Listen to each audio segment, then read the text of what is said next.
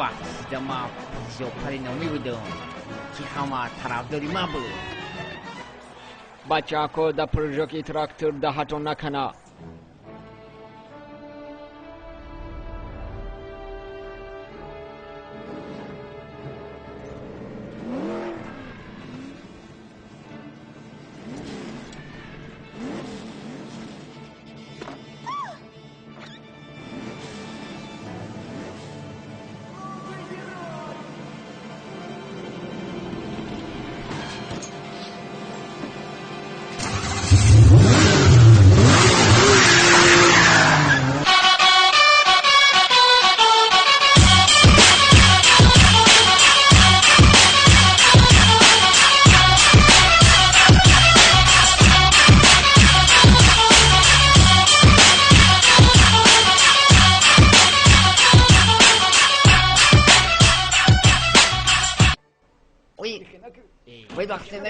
نه وقتی ما بود وقتی موقعی این پولیوک داری اوزای.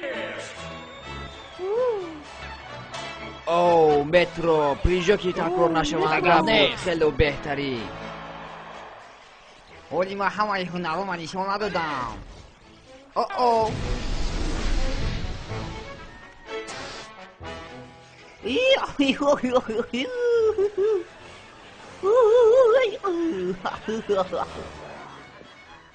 بومای ده همه ما میتونم که ای براندی در دونی او پردم.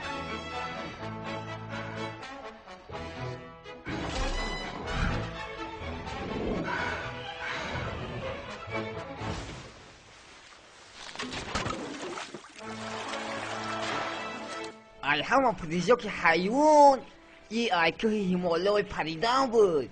اکه هیمالای پریدن بیا درو نگو. کنی پریزوک پردگی تا باید بیاد چه پردگی بودی؟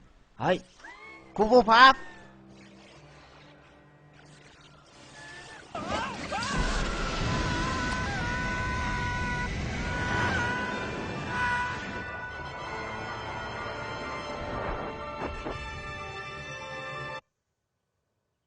بچه با پریدن نه که تو دوم سناتو نیستی.